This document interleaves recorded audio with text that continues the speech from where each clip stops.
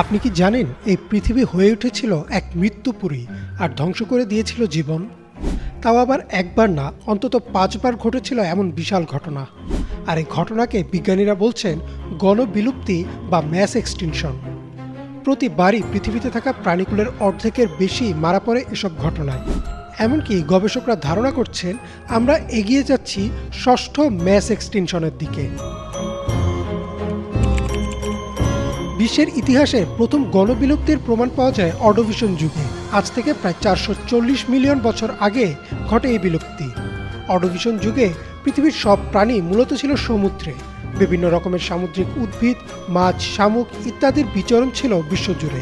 Our world in data নামক সংস্থার এক প্রতিবেদন মতে সে সময় হঠাৎ করেই শুরু হয় বরফ যুগ বা আইস এজ।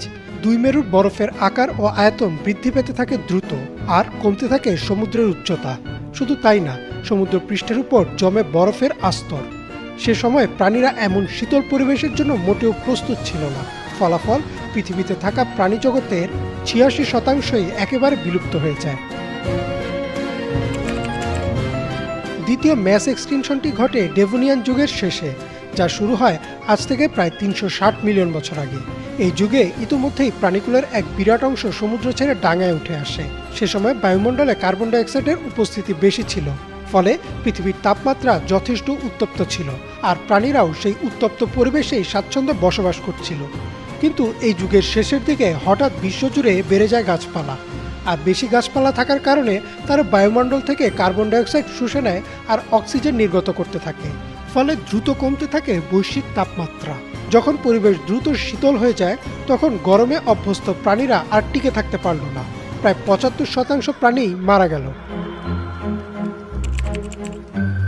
বিশ্বের ইতিহাসে যে 5টি প্রধান ম্যাস এক্সটেনশন হয়েছে, এর মধ্যে সবচেয়ে বড় ও সবচেয়ে ভয়াবহ হচ্ছে পারমিয়ান এক্সটেনশন। এ সময় প্রায় প্রাণশূন্য হয়ে গিয়েছিল পৃথিবী। প্রাণী জগতের 96% মারা পড়ে এই সময়ে, আর তাই গবেষকরা একে দ্য গ্রেট ডাইংও বলে থাকেন। আজ থেকে প্রায় 250 মিলিয়ন বছর আগে শুরু হয় এই এক্সটেনশন। সে সময় সমুদ্র ও স্থলভাগে ব্যাপক জীববৈচিত্র্য দেখা যায়। অনেক নতুন ও জটিল প্রাণীর আবির্ভাব হয় এ সময়। লাইফ সায়েন্সের এক গবেষণা অনুযায়ী ধারণা করা হয় সে সময় অস্বাভাবিক হারে বেড়ে গিয়েছিল আগ্নেয়গিরির অগ্ন্যুৎপাত। বিশেষ করে বর্তমান সাইবেরিয়া অঞ্চলে ঘটে এক বিরাট আগ্নেয়গিরি বিস্ফোরণ।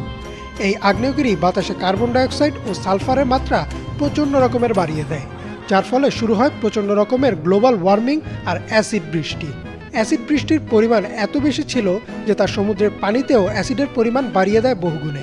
ফলাফল, স্থলভাগের 70% আর সমুদ্রের প্রায় 96% প্রাণীর মৃত্যু হয়।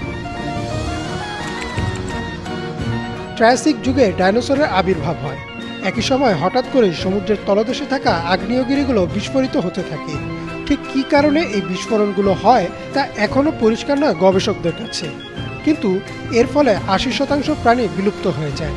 তবে কিছু গুরুত্বপূর্ণ ও উল্লেখযোগ্য প্রাণী টিকে থাকে, যার মধ্যে রয়েছে ডাইনোসর, কুমির ও কচ্ছপের পূর্বপুরুষ।